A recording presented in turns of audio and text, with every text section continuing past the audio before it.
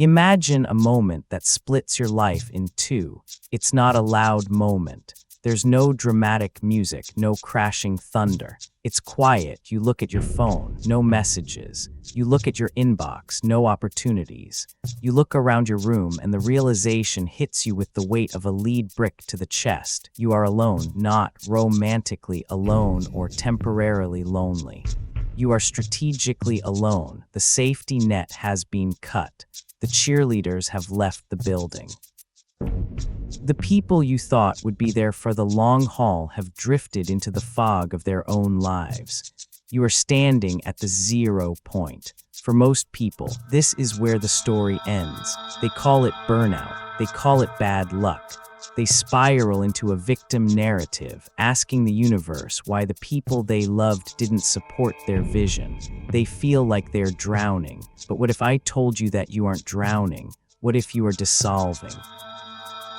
Carl Jung, the legendary Swiss psychiatrist, spent decades studying the people who actually made it, not just those who got rich, but those who became truly powerful, integrated human beings.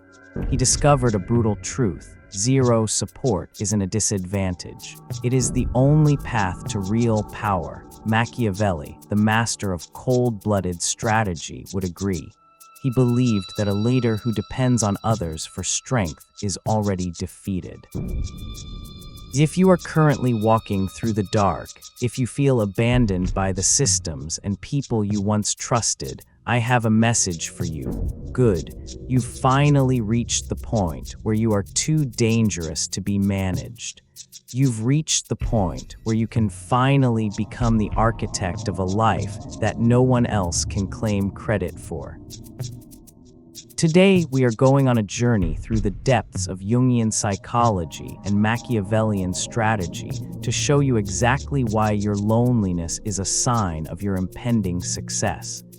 This is the psychology of the sovereign individual. Humans are wired for support. It's in our DNA. Jung called this the collective unconscious, a deep reservoir of shared instincts that connect us all. One of the strongest instincts in that reservoir, the herd instinct. We feel safe in groups. We feel validated when others agree with our ideas. We feel strong when we have a team behind us. But Jung warned that this safety is a trap. When you rely on support, you aren't just depending on people, you're depending on their approval. You are following their rules. You are playing within the boundaries of their limited imagination. He had a term for this: the mother complex. This isn't just about your literal mother. It's about any system, a job, a friendship group, a community that you look to for protection and validation. When you cling to support, you are choosing to stay psychologically young. You are saying, I can't do this alone. I need someone to tell me I'm okay. This dependency keeps you in a state of permanent childhood. You never become your own authority because you are always looking for a pat on the head from the collective. Machiavelli put it even more bluntly. He warned against borrowed armies. If you use someone else's strength to win your battles, you don't own the victory, they do. If they lose, you fall. If they win, you are their prisoner. Zero support cuts those strings. It is a violent, necessary surgery that removes the approval-seeking parasite from your psyche. Jung described the transition to self-reliance as the night sea journey. This is a psychological descent into a period of total darkness where familiar points of support no longer exist. There is no map. There are no stars to guide you. You are required to observe yourself, orient yourself, and take full responsibility for every single step. Most people avoid this journey at all costs. They will stay in mediocre jobs, toxic relationships, and unfulfilling friendships just to avoid the terrifying silence of being truly alone. But Jung argued that the night sea journey isn't optional for those who want to be great. To become your true self, to individuate, you must be abandoned. This phase is what the ancient alchemists called the negrito, or the blackening. It is the stage where everything breaks down. Your old identity, the version of you that needed to be liked, the version that craved a team, has to die. It feels like depression. It feels like failure. You wake up at 3 a.m. wondering if you've made a massive mistake. You see other people on social media with their squads and their collaborations, and you feel like an outlier. But the negrito is the burning away of your false self. It is the destruction of the ego structures that kept you dependent and small. On the other side of that fire, you emerge as something different, someone who doesn't need external validation because you have found internal authority. When the external noise fades, you aren't met with peace.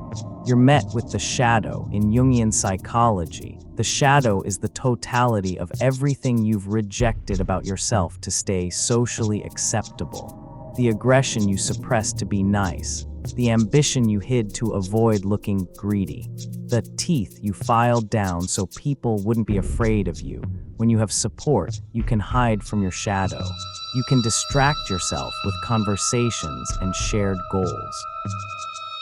But when you have zero support, the shadow steps into the light. You feel the jealousy you once denied. You feel the cold anger at being ignored. You feel the ruthless desire to win. Most people are terrified of these feelings. They try to think them away. But the dangerous individual does something different. They integrate the shadow. They realize that the energy required for massive success is often hidden in these dark traits. Aggression, when channeled, becomes the drive to overcome obstacles. Ambition, when acknowledged, becomes the clarity of vision. Machiavelli understood this perfectly. He believed a leader must be willing to be harsh in the short term to secure long-term stability. When you are alone, you must become your own father, your own coach, and your own executioner. You talk to yourself differently. You don't say it's okay to rest. You say, get up, work, fix it. No one is coming. This isn't cruelty, it's respect for your own potential. One of the most dangerous things you can do when you have zero support is talk about your goals. Talking leaks energy. When you explain your vision to people who don't support you, your brain gets a dopamine hit just for the explanation.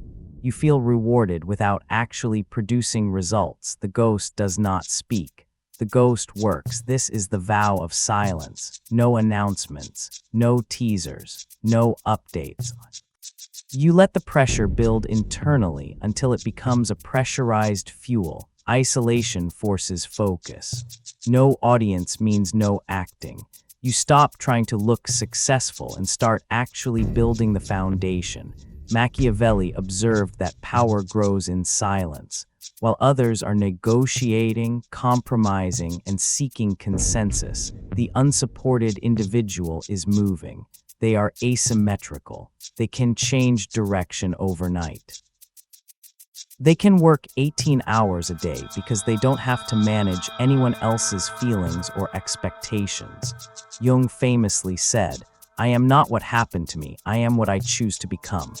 When you have zero support, you have a massive amount of pain energy at your disposal. Rejection is fuel. Being ignored is a gift. Think of the phoenix. It doesn't be reborn because it avoids the fire. It is reborn because it flies straight into it. The fire burns away the illusions of dependency. It burns away the need to be saved. When you hit rock bottom and realize no one is coming to lift you up, you are forced to develop a different kind of strength, the strength to pull yourself up. This creates a psychological advantage that supported people can never understand. Their strength is borrowed, yours is forged. Their success depends on the weather of their relationships. Yours is rooted in the bedrock of your own survival. You stop telling a victim story and start telling an origin story. Every ignored message, every laugh behind your back, every door slammed in your face is another gallon of fuel in the tank. On the journey without support, you eventually reach the point where motivation dies. Motivation is an emotion. It is reactive. It responds to circumstances. If you wait until you feel like working, you will fail because some days the silence will feel too heavy. Some days the doubt will be crushing. This is where the will must take the helm. Jung made a clear distinction between listening to emotion and obeying it. You can acknowledge that you feel tired or discouraged, but you do not let those feelings decide whether you continue. Will is the capacity of a mature ego to stand in the middle of an emotional storm and hold the direction that was chosen in the light. Success without support requires a structure of action so strong that your fluctuations in mood cannot collapse it. You act not because you are inspired, but because not acting would be a violation of your own internal laws. This consistency creates what Jung called agency. It is the quiet inner conviction that says, "I am someone who does not quit." When you reach this state, you are no longer a slave to your unconscious reflexes. You have become the captain of your own soul. When you finally break through, and you will, something strange happens. The people who weren't there for you will suddenly reappear. They will smile and tell you they always knew you had it in you. They will ask for advice, for partnerships, or for a piece of what you've built. This is the final test. Machiavelli's advice for this moment is polite, cold sovereignty. You don't need to expose them. You don't need to argue with them. You simply maintain your distance. You've reached the state of individuation. You are no longer a copy of the collective.